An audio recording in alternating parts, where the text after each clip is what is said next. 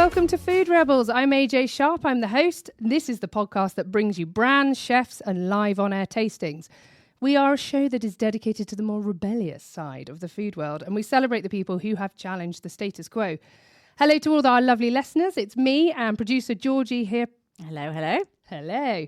So we want to hear from you and get your thoughts on our little podcast and what you like and what you want to hear more of and get a better understanding of you. So be really grateful if you could complete a quick survey. And in return, we'll pick one of you for a very special prize to be announced over the next couple of weeks. So head to our website, www.foodrebels.co.uk to find the link to the survey. Yeah, we really, really want to know who is listening, why you're listening. And we just want to know more about you. So please do go and fill it out and we will announce a very cool prize that's coming up soon. So today on the show, we have some very special guests and some really exciting food that smells incredible in the studio here. It does smell incredible. We've got Monique Farquharson. Yep. If I said that correctly. You spot on. Okay, phew. From the Matcha Yaad, welcome. Thank you so much for having me. Can you tell us a little bit about the Matcha Yaad? Yeah, so the Matcha Yaad is a fusion of Jamaica and Japan. What we do is we pair together bold Jamaican spices with Japanese matcha, and we create exciting products, one of which is our ginger refresher that you'll taste today. And it is a productivity beverage. Wow, that sounds awesome. I can't wait to taste it. And we also have Ben Payne from Bottlebrush Ferments. Welcome. Hi, good to be here. Thank you. Cool. Can you tell us a little bit about Bottlebrush Ferments? Yeah, we're a Kent-based fermented food company. We specialise in live, raw fermented foods, mainly kimchi and sauerkraut. We sort of put a modern spin on some sort of classics and hopefully bringing it to a wider, newer audience. Wicked. Can't wait to taste that too. No, That's I really can't wait. exciting. So shall we start with the matcha, this Jamaican and Japanese fusion? This is epic. Where did the idea for this come from? Can we just start with what is matcha? Because I don't Oh, even yeah. know. All right, Like, let's let's start start right there. at the beginning because, I don't even know what that is. So let's go from there. All right. So matcha is green tea. So if you're familiar with green tea, you're technically familiar with matcha because it's the leaves of the green tea that you ground into a powder, and that's it. So it's the leaves of green tea ground into a powder. That is what matcha is. It's a type of tea. And why would you grind it up? Because the thing is, with matcha, right, you want to ingest the entire leaf because of all of those nutritional properties that it has. So normally when you have like your regular green tea, you just sip it and then you throw the bits in the bin. Yeah. But you're not getting the full experience of the tea. You're not getting all of those nutrients. So that is where matcha comes in, where you're ingesting everything. Oh, I see. Yeah. I see. Okay, so there's more benefits to than Exactly. just the leaves. Just say times 10. Steeping the leaves. Exactly. Okay. Yeah. Amazing. All right. So I get that now. But how? No, sorry, I've got to come back. How? Japanese matcha And Jamaica, and right? Jamaica, love it. But how and why? Okay, so the backstory. So first of all, I've always liked the Japanese culture. So from I was probably like 5 years old, I used to watch movies and then I would see like bits and pieces of Japanese tradition and I was always interested in it. But how matcha came in, I was in university and I was actually studying Japanese as an elective. And then... Oh, cool. What kind of elective? So just an elective, so just an extra subject that I was doing. So Japanese was there because I was studying actuarial science, actually, as my main degree. So lots of mathematics, risk management, very much statistics, that type of thing. So it was a very tough degree. So I was always tired and lethargic, everything.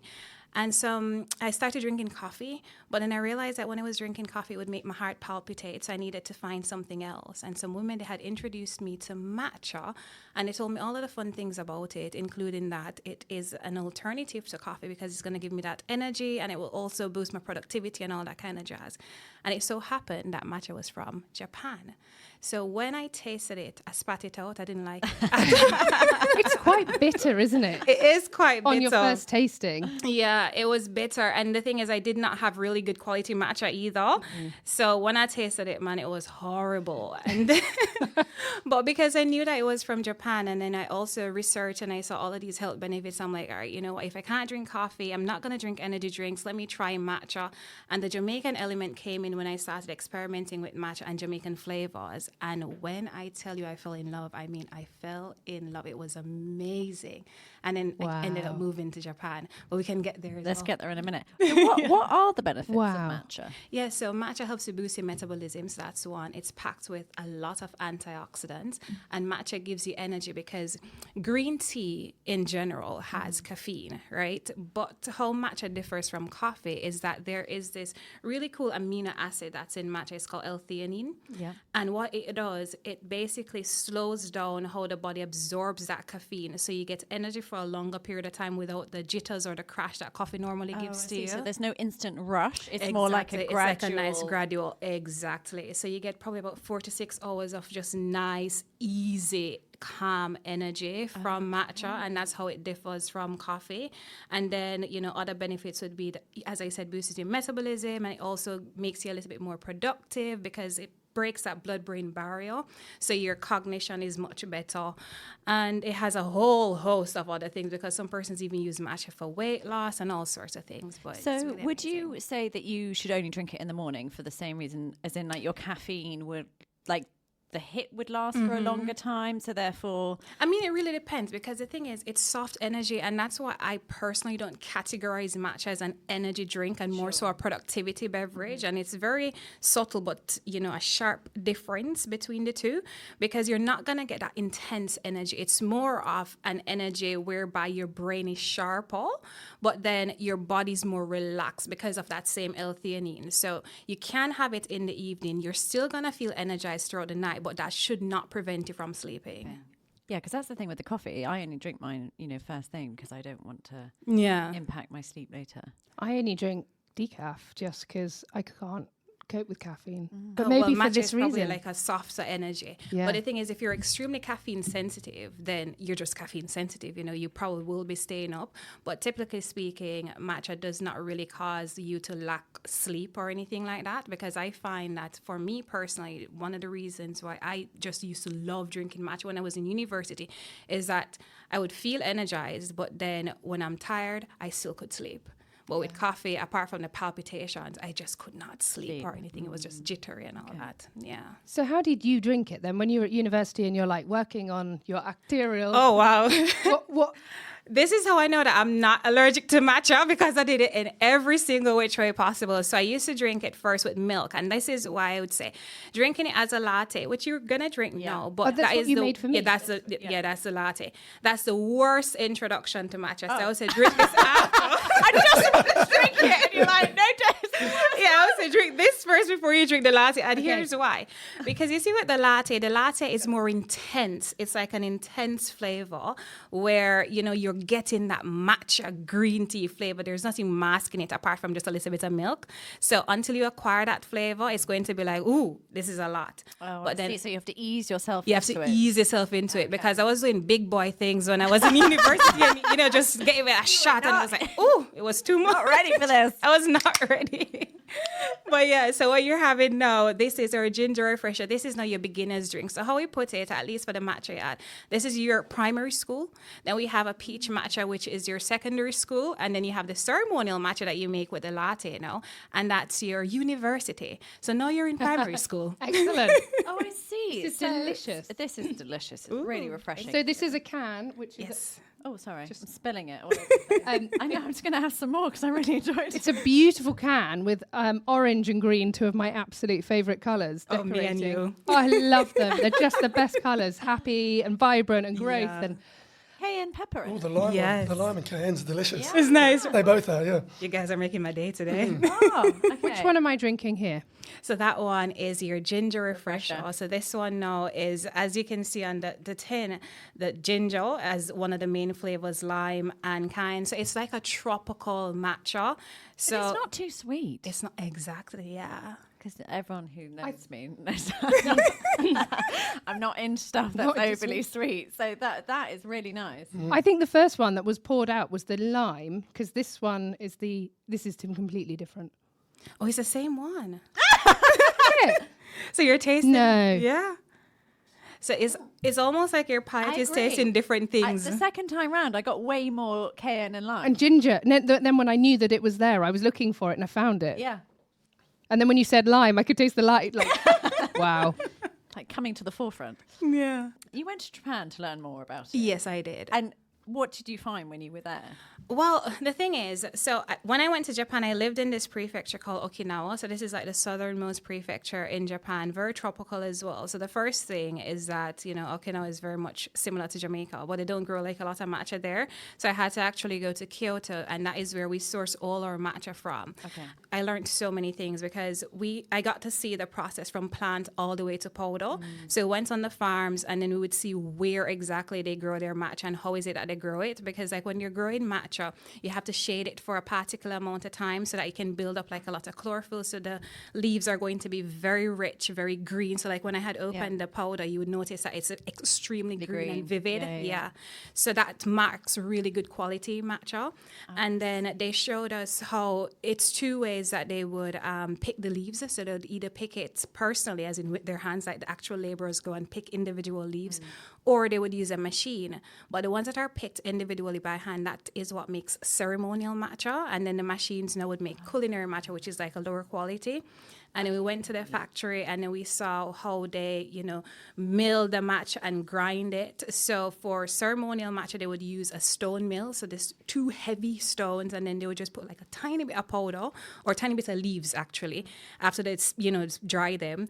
And then they would just put it in the stone mill. And for about an hour, you're only getting about 20 grams of matcha. Whoa. Yeah. It's a very long, very laborious process. But they have to do it really gently as well, because they don't want to burn the leaves. Because, if you're grinding stone too quickly, it's going to get hot. Exactly. So it's a very gentle process. Wow.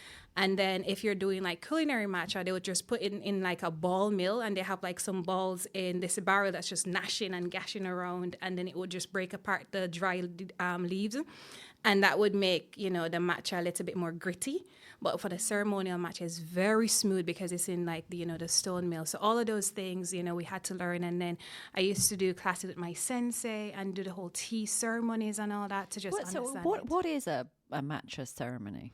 So this is basically where, you dress in like your kimono and everything, and then you would go into probably like your tea room, and then it's a process whereby you just make the tea, and then you serve it to the guests. And then how they serve it, it's just a beautiful process, because every single action that they do in a tea ceremony means something. Okay. So they never do anything random at all. So it's a real process. It's a real process. Yeah. Even when you're serving your tea, you would have like a bowl, and then the bowl normally has some drawings on it sometimes. And they would say, okay, that's the face of the bowl. So they would turn it 2 times so that the face of the bowl is facing you. So when I'm serving you the tea, you're actually seeing the face of the bowl. It's just intricate and beautiful. This is the same kind of matcha that is would the be ceremonial. Used. Yeah, exactly. That is the matcha that would be used, and they would have it with just warm water. So like now you're having with milk, but it would just be with warm water. So it's a very intense flavor, very subtle in some ways, but still quite a strong green tea flavor. That's really nice. It is lovely. I only say that because I've had one matcha latte before. Yeah. And it was revolting. It was. I thought, I went to, when you go to the coffee shop, you're like, I'm going to be really good today. I'm not going to have a coffee. I'm going to go for something else. And I was like, I'll have a matcha latte. They're meant to be really good. Anyway, I really regretted my choice once I bought it. Lawnmower clippings. So I was a little bit dubious about trying this. I was like, God, that's delicious. But it's so smooth, and like it has no. I think this is probably a lot better quality than I was gonna say one of the big they're coffee probably chains. using like culinary matcha in some of the cafes, so probably that's why, because the culinary matcha is very astringent, almost vinegary kind of. It's rough. Quite bitter tasting, isn't it? Yeah, that's amazing. Yeah, that's not bitter. I didn't find that bitter at all. There's no bitterness in there at all. Ben's drunk all of his. You loved that, didn't you? It's like delicious. Yeah, I need to know where I can buy these. Yeah, where can we get this from? So you can get it on our website, thematchayaad.com, and then we're also stocked in a couple places. So in London, we are at the Black Farm Shop, so that's in Brixton. We're here in Kent as well, so we're at Laura's Larder here in Kent. Yeah, so we have a stockist down here, and then we're also online, so like the Artisan, Fine Foods, and we are also on an artisan food club online and a couple other places as well. Wakuda, so a couple marketplaces and then some. And you're offering our listeners a discount of 25% off if you go through to the website. So it's Food Rebel 25 when ordering directly from your website. So that's amazing. That is amazing. Have you had matcha before, Ben? I have, but also not the best experience. And I know I should drink it. My background's in health and well-being, so I know I should be drinking it. I drink too much coffee, but I tried. Even green tea, I can't get into that much. But that is awesome. I'll definitely be getting into that. Yeah, no, I'm thinking that definitely. Sometimes I need a coffee in the afternoon, but I don't like to have one. So that would be the perfect one to then. Because I like the ceremony with the hot milk and everything. Yeah, I know it sounds a bit silly, but I like the feeling of like a nice hot drink rather than. So I'm going to give that a go. It sounds amazing. My mouth's been watering ever since you dished out these Bottlebrush Ferments. They smell incredible. And I thought, with chili, we kind of probably had to taste that second. But tell us about these. What have you brought in? So I've brought you a selection of 3 of our products, and these are the 3 originals that we launched with way back. So you've got 2 sauerkrauts and a kimchi, and we have a yellow, a purple, and what we call a red. It's a bit more orange, but anyway, so I probably recommend starting with the yellow. It's our pineapple, ginger, and turmeric sauerkraut. I always sort of say to people, if you're new to fermented foods and sharp, sour, strong flavours, it's probably the entry-level fermented food because it's like got a little bit of subtle sweetness from the pineapple. You'll get the ginger in there that most people are familiar with. It's not too in your face with the sourness, and it looks like a bit of sunshine on your plate. So it's quite a nice. Like a little bit of sunshine. It's beautiful. It's a similar colour to like piccalilli or something. Yeah, people often ask us, is that a piccalilli? And it's not, but the whole sort of category of fermented foods do what a pickle would do. So sort of we say the function of it is it does what a pickle, a chutney or a relish would do. If you everything from sort of slapping it on a burger or whatnot to, adding a bit of intense colour and flavour to a Buddha bowl or a salad dish or anything really, a toasty, whatever. But that's not spicy. If I put that in a cheese toasty for my kids, they would nail that. My daughter, she started with the yellow one. That was, and funny enough, she's just come back to it. She devours the kimchi as well, but the yellow one seems to be one that the kids start with. And it's actually called the yellow one, isn't it? I'm a simple man. I'm a simple man. The Aussie coming out. Mate, I kept it nice and easy. Yeah. You label it like it is. But you would be amazed how many people call the purple one the red one because it's got the red cabbage in it. Right. I thought it was a foolproof plan, but obviously it's slightly orangey. Yeah. So why did you get into making fermented food? Sorry, where did you start? So as mentioned, my background is in health and well-being. I've been a personal trainer for nearly 20 years, and I had a functional medicine mentor and did some basic nutritional coaching training, and then sort of understood that there were sort of some underlying issues that kept popping up, and the gut was a big one that I kept seeing with customers or clients. And I had my own journey through this stuff as well. I sort of did everything with my mentor that I would then go on to do with my clients. And I was already pretty healthy, but coming from a gym-based background, it's a lot of chicken and rice and, and powders and stuff like that. And all that crap and all the stuff that's labelled as health foods often ends up being some of the worst stuff for you. But so I sort of took a whole food approach and then really delved into the gut because I was seeing that 99% of people I would see as a coach had underlying gut health issues.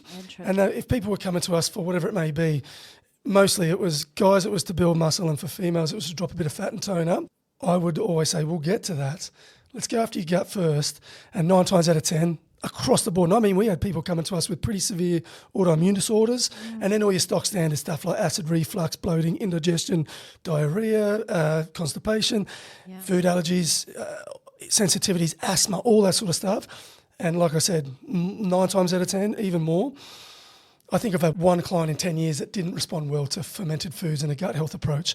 Was that your only thing that you said? No. Fermented it was food, sort of, I sort of tied it into a broader elimination diet where we take out the big 5 initially, food sensitivities, wheat, gluten, dairy, soy, and then the last one could be anything from eggs, nightshades, citrus, that sort of shellfish and that sort of stuff, depending on what people ate. And like I said, with me, with a gym-based background, my mentor said to me, you need to take out the stuff you eat a lot of because you can develop sensitivities to stuff even if they're good for you. So I took out sweet potato, kale, rice, chicken, eggs. I took out everything, and people are like, well, what did you eat? I was in Australia at the time, so we got amazing game, great seafood, and just sometimes it can be really subtle changes. So I was, instead of eating sweet potato, I was eating purple sweet potatoes. Instead of eating rice, I was eating wild rice or red rice. Yeah. Got into quinoa, freekeh, buckwheat, all that sort of stuff. And I ate a lot of salmon and tuna, so I stopped eating those and got into wild seabream and all that sort of stuff, So it was quite easy to do it. And honestly, I felt incredible. And I was pretty healthy already, but I'd always got mouth ulcers. And my dad always got them. I thought it was just genetic. Yeah. And then I went in and I did the gut rebuild and elimination and never had a mouth ulcer since. Wow. And also, I've always been quite a slender guy. And coming from a gym-based background, I always wanted to be a bit beefier. Yeah. But I just couldn't put weight on. I know it's first world problems. But especially all my clients are like, they're trying to lose weight and I'm trying to put it on.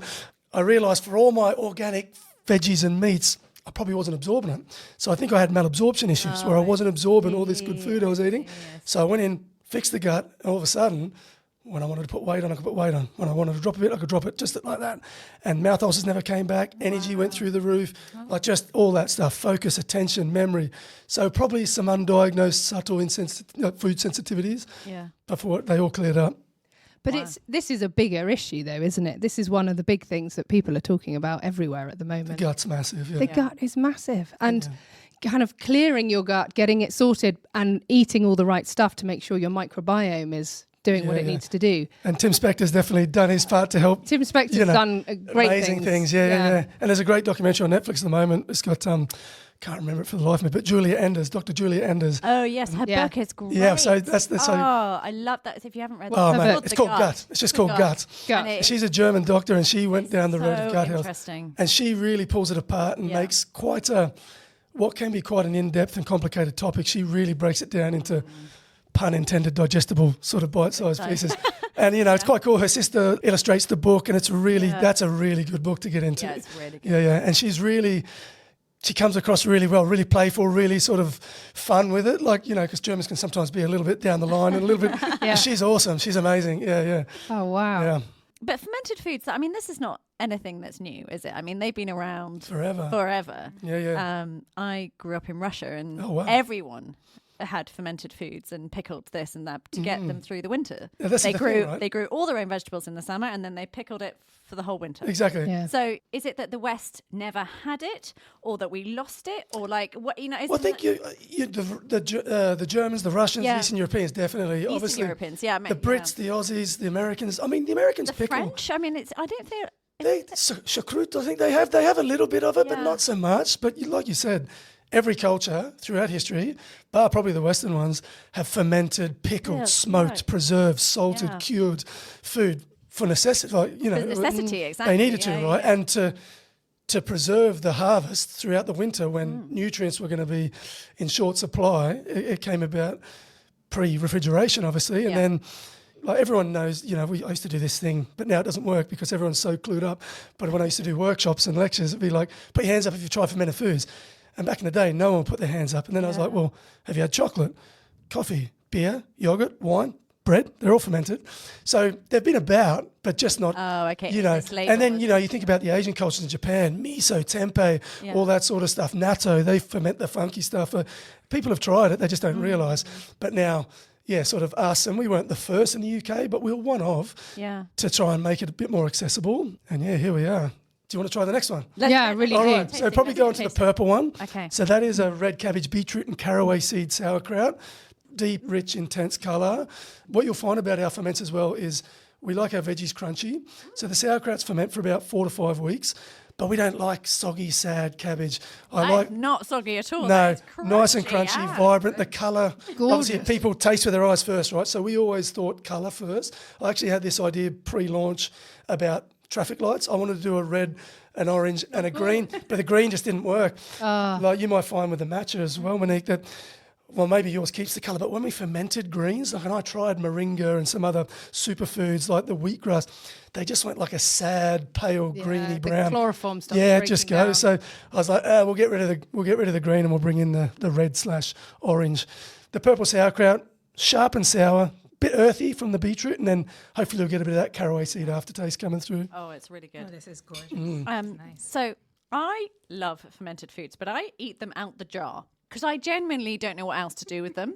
So I'll go for a snack and I'll be like, I'll have a mouthful or two of some kind of either a kimchi or a fermented thing. Please, can you just tell me, like, what do you eat it with? Do you Because double dip? That's the first question. Yeah. I'm the only one in the house who eats it. So the issue with double dipping is oh no, am I going to turn it off? Make it. it's if it's unpasteurized, live and raw like ours are, Okay. it'll still have the beneficial bacteria in there. It is a very delicate microbial environment. Right. And if you're introducing a foreign strain, i.e. from your saliva, into the jar, you can just speed up the degradation of the veggies. So I'd never get spoilage. The only time I notice we get spoilage is my daughter's been eating out of the jar, or if customers have said to me, oh, the top went a bit weird. And I was like, yeah, you probably ate from the jar. And they're like, oh, yeah, I did. I've been told. So naughty. Yeah. But I mean, like I said, we treat it like a chutney or a pickle or a relish. Yeah. If I'm lazy, it'll be cheese on crackers with a bit of kimchi or kraut on top. Okay. Toasties with kimchi. Add it to the side like a relish or. Or even like a coleslaw Exactly. equivalent. Instead of coleslaw, you'll just have it on the side. And as your tummy becomes a bit more sort of tolerant to the live bacteria, you can just take out one of your staples, like take out your baby spinach or your kale or whatever it is, and just a couple of tablespoons of kimchi or sauerkraut, and that's a couple of your serves of 5 to 10 a day. Okay. Oh, and also you were telling us earlier that you put it with scrambled eggs. So I'm Yes. going to try that. So Yeah. the kimchi Yeah. with scrambled Yeah. eggs. And Also- I have eggs pretty much every day. every Same. morning. So I'll have eggs probably 3 or 4 times a week. I'll do it for my daughter. We'll either scramble the eggs and add them in after. You can cook with it, but like the beneficial bacteria are quite heat sensitive. Sure. So if you cook it, you'll probably kill a lot of the beneficial bacteria. So okay. cook whatever you're going to cook, and that goes the same for like your noodles and your rice dishes. Just sort of add it in and stir it through when it comes off the temperature a little bit. Fine. All right, last one to try is the kimchi. So that is a vegan-friendly kimchi. There's no fish or shrimp in there. Not that I'm vegan. I do love the funky sort of super pungent fishy ones, but just to keep the kitchen allergen-free and sort of That is friendly for so good. Yeah, so that's our kimchi. A lot more going on in terms of flavour. If you think about the krauts, they've got sort of 2 or 3 ingredients. The kimchi has cabbage, radish, carrot, ginger, spring onion, chili, garlic, gochugaru. But you get them all. You get all of those different vegetables. You get It's the quite sourness. You get the nice. chili comes in really beautifully and it's there, but it goes away really beautifully. You're not being punched by it. I It's- know. I love the chili. Oh, That's it's like- amazing. So that's the milder of our 2 kimchi. We do a hotter version. Oh, with, do you with really? Thai I do with love- Thai bird's I do eyes. love But I thought that might be a bit too much today, so I just brought the So red. good. This one's my level, Spicy to be one. honest. My chef loves his chili. I like to enjoy my food. I don't want to be there sweating and crying and carrying on. So that's the 3-star That's the 3-star Great Taste Great Awards Taste, winning yeah. one. That's the kind of thing I have to buy when I go into a store because it's just, it's going to be insanely Yeah, good. and I just want to go back to that point as well, how crunchy it is. And that's what because I've tried a fair few different varieties and I don't like the ones that are soggy. Yeah, we ferment the kimchi for much less because that lovely Chinese cabbage is so much more delicate and gentle. So we only ferment for about 10 to 14 days for the kimchi, and we like the veggies to be crunchy. Okay. That's so good. Oh, just before we go, actually, Ben has given a discount code as well of Bottlebrush Ferments, 25 off, and that gives you 25% off. Oh, yeah. And where can we buy yours? Similar to Monique, we're on Artisan Food Club online, but through our website, and we'll look after you with a discount there. We're in loads of Kent-based retailers now, so McNade's up in Faversham. We are over in Quex Barn in Thanet, Algar Lodge, Arno & Co on the High Street in Deal where I live, Laura's Larder. But if you're further away, London-based, but we'll ship all over the country. you ship everywhere. We So ship you all can over go on the country. website. Mainland UK. We'll get it Wicked. to you within a couple of days. Yep. That is brilliant. Thank you so much. Thank It's you. been absolutely great. Sadly, we've come to the end of our show. That has been amazing. I've really enjoyed meeting you guys, Monique and Ben. Thank you so much for coming in. Please get in touch through our website, Food Rebels, or send us a DM if you want to get in touch with us. Yep. Come and say hello. Thank you so much. Thanks for joining us, and make sure you taste the rebellion.